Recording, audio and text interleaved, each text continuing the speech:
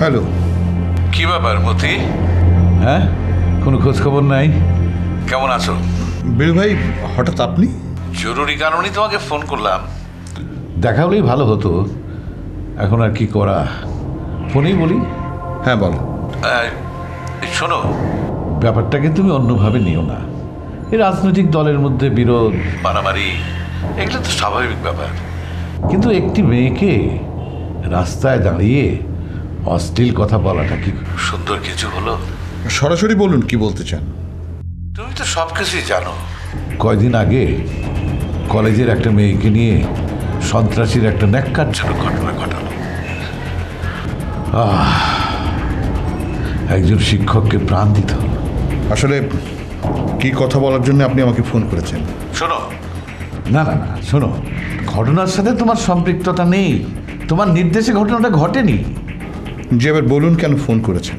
মতি, চাইলেও কিন্তু তুমি দায় এড়াতে পারো না। অবশ্য তোমাকে দায়ী করার জন্য আমি ফোনটা করিনি। হ্যাঁ, এখন আপনি কি করতে চান? মতি, তোমার আর আমার মেয়েও তো বড় হচ্ছে।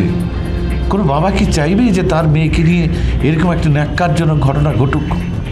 শোনো, এই বিষয়টা নিয়ে তোমার সাথে আমার বসা দরকার।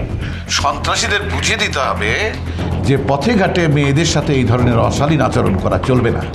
যদি করে কেউ, তাহলে যারা এরকম স্পর্ধা দেখাবে তাদেরকে বড় ধরনের একটা মূল্য দিতে হবে। বীর ভাই, আমি আপনার সাথে একমত। তুমি যদি একমত হও, তাহলে আমি অভিভাবকদের একটা সভা ডাকবো, সেখানে যুব সমাজও থাকবে। সেখানে আমরা ঘোষণা দেব যে এইসব নৈরাজ্য আমরা বরদাস্ত করবো না কোনো মতেই না। আর সেখানে প্রধান বক্তা থাকবে তুমি। কে? রাজীব? ওকে। রাখি।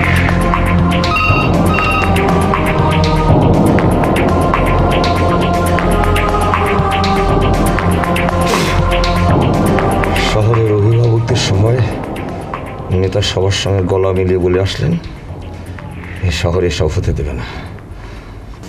এটার মানে বোঝো? বুঝি। ব্যাপারটা আরও আমাদের বিরুদ্ধে গেল। নেতার কি ওই সভায় যাওয়া আর এইসব কথা বলা ঠিক হয়েছে? সভায় না গিয়ে নেতা কি করবেন? সভায় না গিয়ে কি নেতা বলবেন যে আমি মেয়েদের উপর নির্যাতন হতে দেব? সরকার প্রশাসন সব আমাদের বিরুদ্ধে। ব্যাপারটা একেবারে রাজনৈতিক হত্যাকাণ্ড নয়। মতি ভাইয়ের কী করার আছে? বস, নেতার অবস্থাটাও আপনাকে বুঝতে হবে। শুধু শুধু তাকে দোষ দিলে তো হবে না। তোরা সব ফেরস্ত হয়ে গেলি নাকি? একজন সারেন্ডার করলো, তুই আবার এসব কি বলছিস? সারা শহর জুড়ে ব্যাপারটা নিয়ে প্রতিবাদ চলছে। রাজধানীতে পর্যন্ত মানববন্ধন শোভাযাত্রা হয়েছে। মিডিয়াগুলোও ব্যাপক হইচই তুলেছে। সত্যি বলতে কি, গাধার মতো একটা কাজ করে ফেলেছি আমরা। হ্যাঁ, সে কথাই তো বলবো এখন। এটা মানবেন তো যে কাজটা আমাদের করা ঠিক হয়নি? মানলাম কাজটা করা ঠিক হয়নি, কিন্তু এখন তো আমাদের বাঁচতে হবে। গাদার মতো সারেন্ডার করে তো আর জেলে পৌঁছতে পারি না। কি করবেন তাহলে?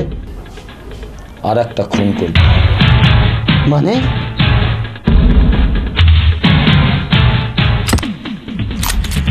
আর একটা খুন করলেই দেখবি সব ঠিক হয়ে যাবে। চল।